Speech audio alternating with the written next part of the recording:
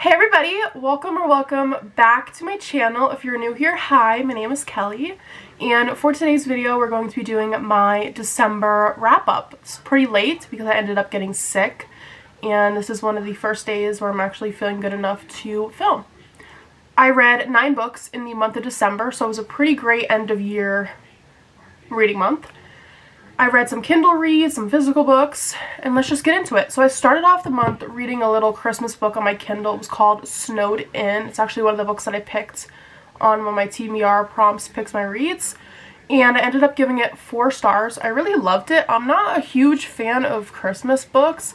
I don't know, they all just feel like the same to me, but I actually really enjoyed this one, and I actually found out while I was reading it, it's the second book in kind of like a series, but they're standalone, so I wasn't confused reading it. I'll definitely probably read the first one next Christmas time, but I really enjoyed it. It was a really cute read, and it's actually set in Ireland, and it was pretty cool. I don't know, I really liked it. I gave it 4 stars.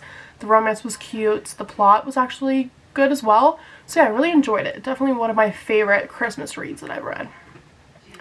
Then I read Love Theoretically by Ali Hazelwood.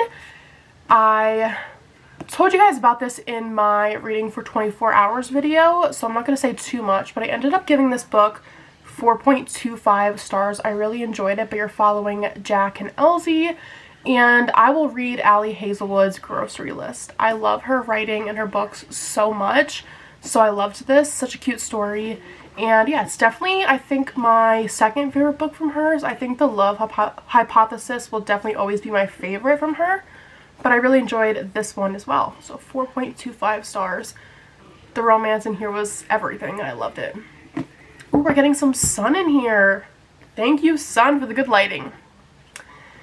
Next in that video, I read Carrie Soto Is Back by Taylor Jenkins Reid. I don't know why I put this book off for so long, because it was so amazing, and I should have known, because Taylor Jenkins Reid can do no wrong. Her books always just get me in my feels. And I loved the message of this book, being a woman and in the industry where they put you down all the time, and just seeing her like come up from that and not give a shit like what anybody thinks about her. Really loved this story. Basically, it is about Carrie Soto, and she is probably the best tennis player ever, and she ends up retiring, so you get like her starting out in tennis, her and her dad, and that was cute as well, and then you get like present time where she's retired. And there's this other tennis player who is about to beat her record, so she comes out of retirement. And it's such a beautiful story. This book made me laugh, it made me cry. So good. I gave it 4.75 stars. Some of these ratings changed for my video because I'll sit on a book and I'll be like, maybe I should have rated it higher, maybe I should have rated it lower, based on like if I think about the book constantly after I read it. So yeah.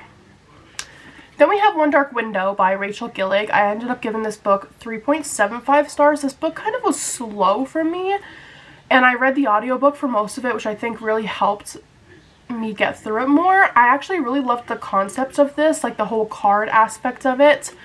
I want to read the second book, maybe soon. I gotta buy it, but I really liked it. It was unlike any other fantasy that I've ever read before. And I liked the characters, I liked the story. It was just a little bit slow in spots, which is why I gave it a 3.75 stars. But other than that, I really enjoyed this book.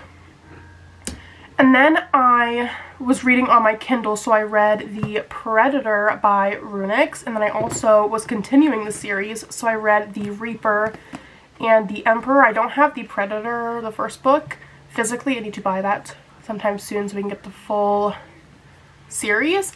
But these two are definitely my favorite books in the series. So the first 2 books, you're following Tristan and Marana. It is a mafia dark romance. And then this one, you are following Dante and Amara. This book is probably my favorite. I think about this book all the time. So originally, I don't know what I rated these, but The Reaper and The Emperor are 5 stars, and then The Predator I gave 3.75. I love these characters, honestly, so much. I think this is definitely one of my favorite dark romance series ever. And also at the end of the month, I'll talk about this now, I read The Finisher, which is the 4th book in the series. I gave that book 3.75 stars. I enjoyed that romance as well. They're following different characters. but it wasn't my favorite. I definitely like these books a lot better. I need to read The Annihilator, which is the last book in the series that is out right now. But yeah, I really enjoyed these books. I love the characters. These books made me cry and laugh, and I just adored them, and I love the characters. Definitely getting into my dark romance era, and I'm here for it. The last book I'm going to be talking about is Kingdom of Ash by Oliver. What are you doing? Oliver's knocking over my stuff. Anyways, Kingdom of Ash by Sarah J. Maas. This book is a masterpiece. A masterpiece. I've never cried so much while reading a book in my whole entire life. These characters feel so real to me, and if you listen to the song Long Live while finishing the series, you will bawl your eyes out. Just saying.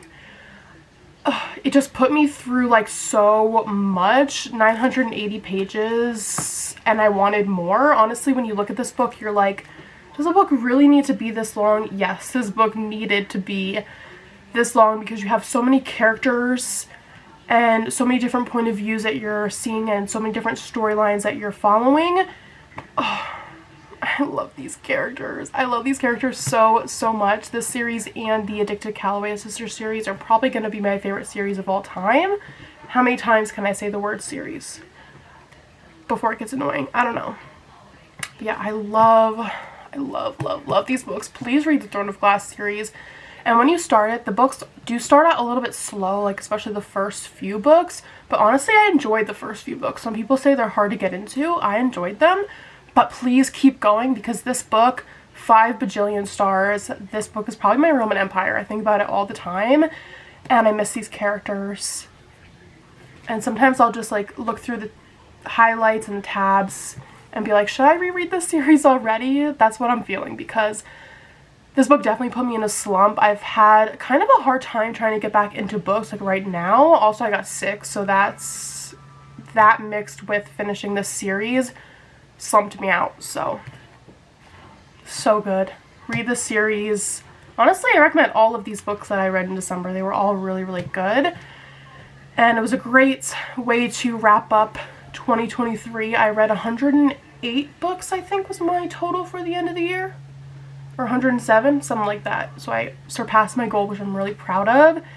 And yeah, I recommend all of these. Most of these books were in my reading for 24 hours video, like I said. So if you want to see more of my like reactions and thoughts on these books, except for Kingdom of Ash, I didn't read that one in that video. I was going to film, honestly, me reading this book, but I'm happy I didn't, because I would have been ugly crying the whole time. So there's that. But yeah, that is all the books that I read in December. I'm sorry again that this video is going to be posted late. I'm trying my best. I have so many videos that I need to film and I'm behind, so stick with me. I love you all, and I'll see you guys really soon in my next video. Bye guys. My nails are disgusting. I have to take off my nail polish. Okay, bye.